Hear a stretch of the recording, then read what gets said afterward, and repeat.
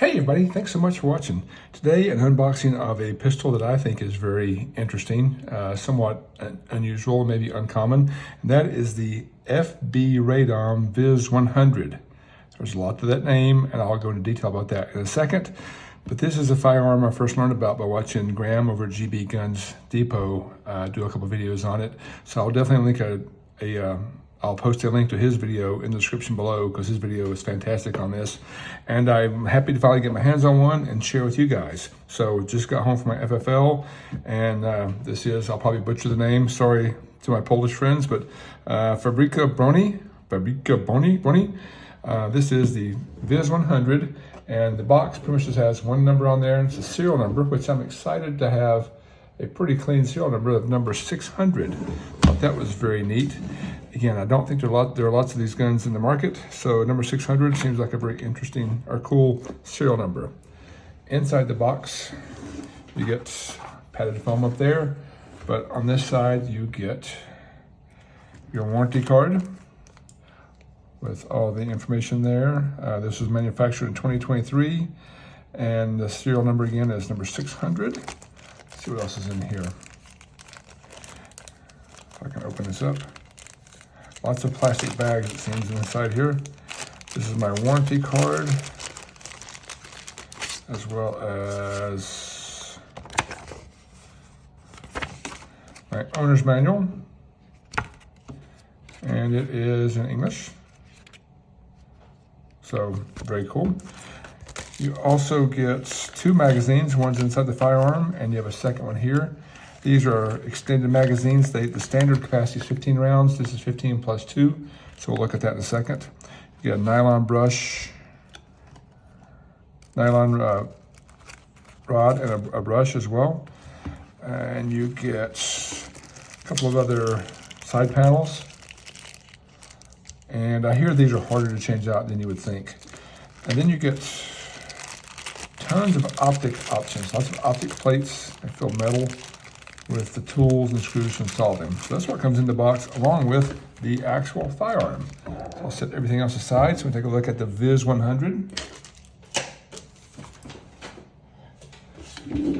Again, here this is a double action, single action firearm. This is the Polish Armed Forces Sidearm, very much made for the military, and it's an all metal gun with this aluminum frame and a steel slide with tinnifer coating on there for corrosion resistance.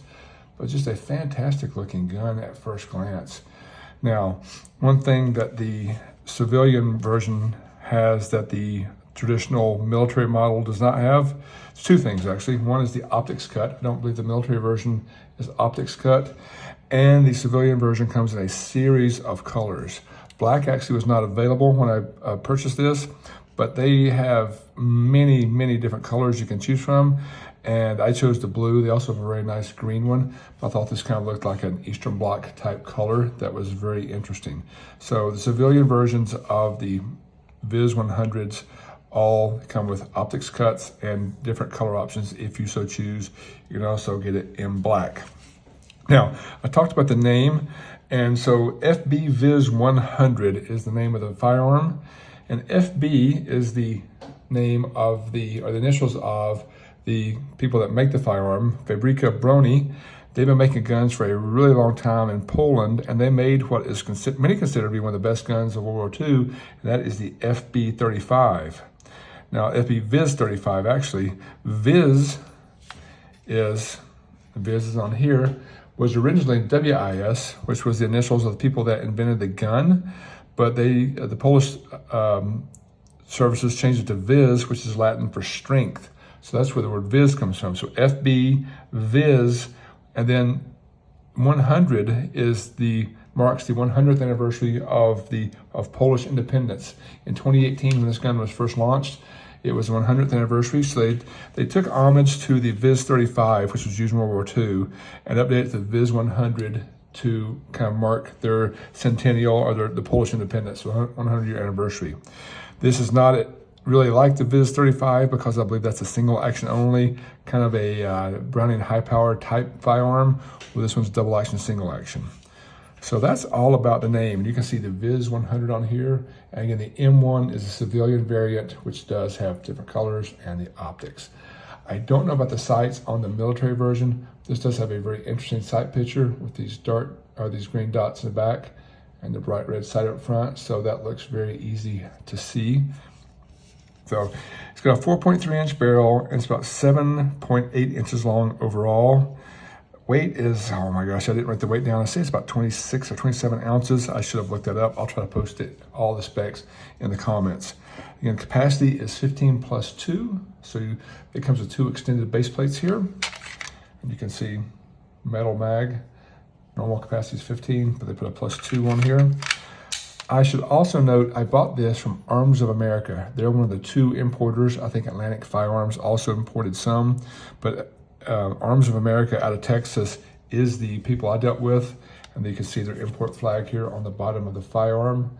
They're very good to deal with, great customer service, and I highly recommend them.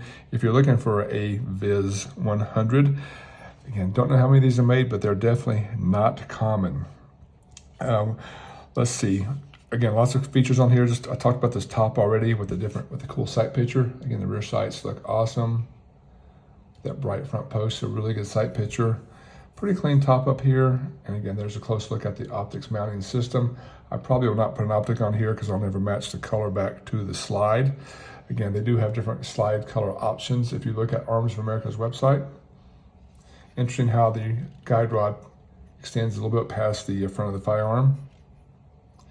Does have a 1913 pick rail. And then you can see the serial number again, or all the crest. So the markings on here, you have FB, they're serialized, the barrel, the slide, and the frame. If I look at the markings on this side too, you can see the VIS 100 M1, as well as the Polish crest there, and production year. So lots of detail on the slide itself. Now, one thing that's very interesting, I think, is this ginormous trigger guard. And this is a double action, single action gun, and it does get cold in Poland, I believe, so they would expect to use this with gloved hands. I'll try to make it clear for those that care. But you can see that when this thing is in single action only, you can get your whole fist in there. That is a giant trigger guard. I should have also noted the unusual shape of this firearm. It looks very odd in that it's long back here with a weird shaped giant trigger guard, and it looks to be very top heavy. If I look at the bore axis versus where I grip it to here, it looks to be very, very, very top heavy. I'm not sure how much the weight of the aluminum frame would help, weigh that down, but you can see my hands here and how much of the firearm is above, where I hold the firearm. So very interesting. Now you see I picked this up left-handed. This is a fully ambi gun, slide stop on this side and this side, as well as a decocker here and here. No safety, just a decocker. Drop this down, and you can see it goes back into single action or double action only. I didn't write down the trigger weight pull, but it is a very heavy double action pull, very smooth. Let me drop the magazine. Also, fully ambi mag release, should note that. Love when people actually figure out everything for left-handers.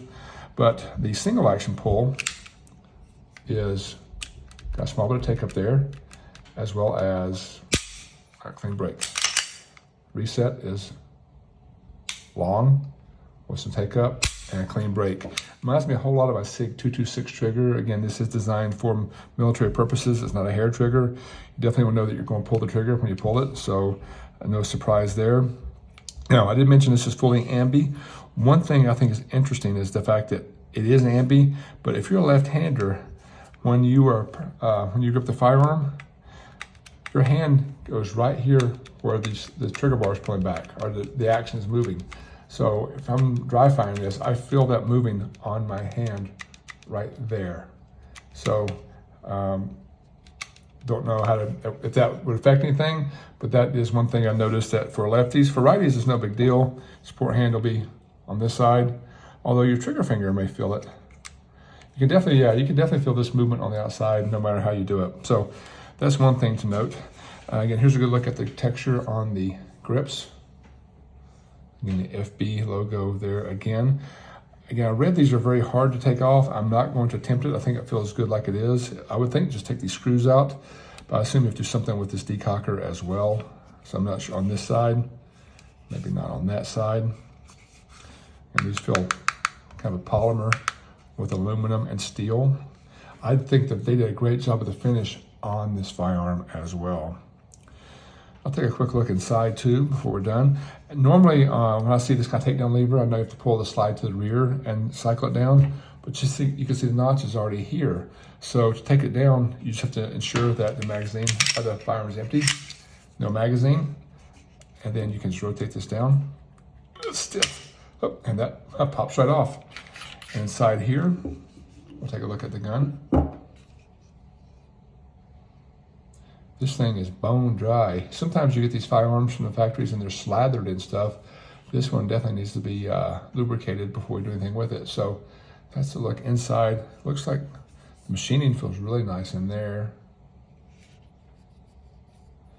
You have your metal inserts here and here to ride on. Big extractor. So that's the inside there. Inside the slide, interesting recoil system. I'm not sure what this sleeve does. It's a pretty heavy recoil spring, all captured. But so that may just be for weight, but that's a look at the recoil spring. And then the barrel, again, this thing is definitely stock dry. There's nothing in there. There's a close-up of the barrel. And then inside here, big old safety, big drop safety. See some cutout here for weight savings. Again, pretty nice finish in here. If I look forward, a little bit of wear there, probably from where I've just been racking the slide a few times to look at it. And then there you can also see, if I get the light right, giant screw, if I can get, there's the light, right there to change out the front sight, if you want to change that out, I suppose. Wish I could get a little better picture of the light there. But trust me, there's a giant Phillips head screw right there, right here, that you could take out. So that is my look at, that's a pretty nice slide. The VIS 100 M1, the sidearm of the Polish military, a fairly uncommon gun that I really like now that I got my hands on it. So I'm gonna take this thing and get it lubed up, and we'll see what I decide to do with it after that. Not sure if it's gonna be a collectible or a shooter.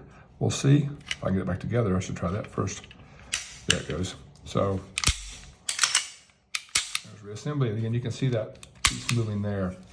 So very interesting gun. I think a very cool gun. If you know anything about VIS or the Radom 100, the Radom VIS 100, please send off in the comments, because I'd love to learn more about this firearm, as there's not a ton of detail out there. Thanks again for watching. Appreciate it.